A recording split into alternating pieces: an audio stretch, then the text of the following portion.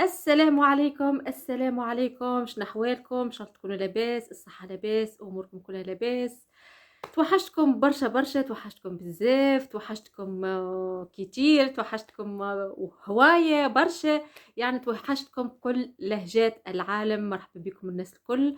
يعني قبل ما نشاهد هذا الفيديو حبايبنا، لا تنسوا انكم تشتركوا في القناة وتفعلوا الجرس ليصلكم كل جديد.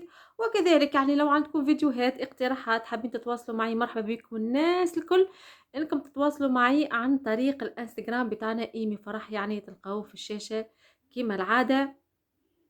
ويلا نتابع مع بعض هذا الفيديو. يلا. Hey there. Over the past couple months, it has been thrilling to watch disciplined, peaceful protesters in Algeria kick out their 20-year president. But as with many of these Arab Spring-type protests, things are now getting more complicated. The protesters want more change. The regime, obviously, wants less. And many outsiders are now confidently predicting disaster. Disaster is certainly a possibility, but I have higher hopes because Algeria is a much stronger country than most people realize. Over the past month, I have covered the disaster in Libya and the extraordinary accomplishments of Tunisia. It's tempting to claim that Algeria could follow in the footsteps of either of these two neighbors, but that undersells both the potential and the risk here. Algeria is a different class of country from either Libya or Tunisia. On the most obvious level, there are 40 million Algerians, not 6 or 12 million. Algeria is a serious regional power, and a successful transition to representative democracy there could change the entire Arab world. I am more optimistic about Algeria than most because its strength and independence makes it almost unique among Arab countries. If I were making this video back before the 2014 oil price crash, I'd probably start a conversation about Algerian power by talking about its massive oil and gas industry. That industry is now more of a liability than a strength. The price crash is one of the main reasons these protests are happening. But Algerian strength is not just about petroleum. It's about history. Algeria's neighbors had a fairly easy transition to independence. Libya's colonial oppressor, Italy, went and lost World War II, making independence in 1951 fairly straightforward. Tunisia had to struggle a bit longer, but the French let them go in 1956 to focus on other priorities. France's main priority at that time was Algeria. Most direct European control in the Middle East and North Africa was brutal, but haphazard and largely pointless. Algeria was different. For starters, its period of oppression was a half-century longer than the rest of the regions. From the 1830s, the country had been a French national project, meant to compete with the British Empire's much more impressive feats of colonization and exploitation. Administratively, Algeria was treated as just another part of France, and by the 1950s, over 1 million Europeans had settled in Algeria. Some of them had been there for generations. The French were never going to let Algeria go easily.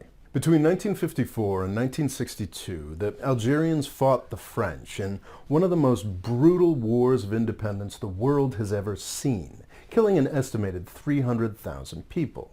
Back in 2013, I visited Algeria and I was very impressed. It's like a memory of a vanished world. All the streets are named after mid-20th century revolutionary heroes. It's a place that shouts defiance of the imperial oppressor. You know, people like me.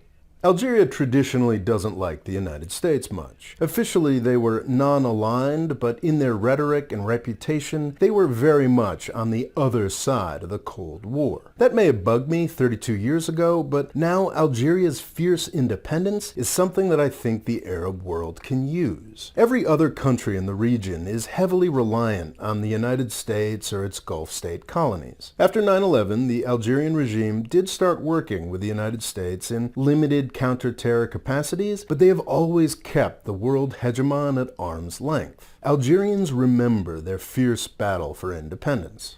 You may be getting the sense that I find the Algerian regime weirdly impressive. I hate to admit it, but I think you may be right.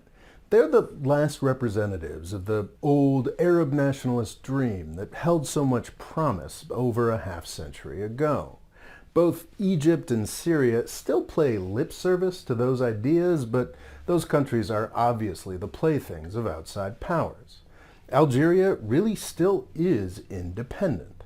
Unfortunately, it took a high degree of brutality both to get them there and keep them there. This brutality is a product of the independence struggle itself. If you haven't seen the Battle of Algiers, you are really missing out. The thinly fictionalized film was made with the participation of some of the fighters just a few years after victory. It doesn't skimp on the evils committed by the French or by the Algerians. It's one of the best films of the 20th century. The French were kicked out by necessarily brutal men and women. After independence, unfortunately, that brutality was sometimes turned against the Algerian people. In 1988, in part as a result of the last oil price crash, the Algerian people had had enough. They demanded a say in their own government, and the regime at the time decided to give it to them, setting up multi-party elections. Nobody else in the region was trying something like that back then. Algeria was far ahead of its time. Too far ahead of its time, it turned out. In 1988, Algeria was caught up in a Muslim world shaped by the U.S.-Saudi effort to defeat the Soviets in Afghanistan. That battle was a success, but to make it happen, the Saudis had used their billions to radicalize every Muslim they could, with U.S. and Pakistani help. The Algerian elections of 1990 and 1991 were shaped in part by heavily fundamentalist fighters returning from Afghanistan. The rhetoric of the Islamic Salvation Front, or FIS, was extreme and clashed heavily with the more secular leftist worldview of the ruling regime. After winning local elections in 1990, the FIS quickly moved to establish a more fundamentalist lifestyle where it could. When the Islamists won the first round of national elections in 1991, the old revolutionary elite staged a coup. The revolution survived, and the people were crushed. It took a decade of blood and at least another 100,000 lives to get them there. The Algerian Civil War was horrific, but it also added to Algeria's strength and independence. During the first phase of the Arab Spring back in 2011, Algeria was the only country to sit it out almost entirely. They had already fought those fights and learned those lessons. But the ongoing demise of the petroleum industry requires Algeria to enter a new phase. So far, this new conflict between people and regime has been extraordinarily civilized. Nobody wants to go back to the 1990s. The protesters don't want chaos, they just want change, and they deserve it. The regime and other stakeholders don't want chaos, but they know that they need to change too. The majority of the Islamist parties are vastly more moderate than they were back in the 1980s as well. There is no reason these elements can't all work together to build a better country. I'm filming this video a week ahead of time. By the time it airs, it's possible that the Algerian events will have already fallen into violence. But even if they have, they don't have to stay there. Peace and democracy are very, very possible for Algeria. We know this because peace and democracy. انتهى الفيديو حبايبنا، انتهى الفيديو. ان شاء الله عجبكم كما اني عجبني، وان شاء الله نتلقاو في فيديوهات جديدة، وانتم تكونوا بألف خير وصحة وسعادة وأمان. نكون في أمان الله. مع السلامة.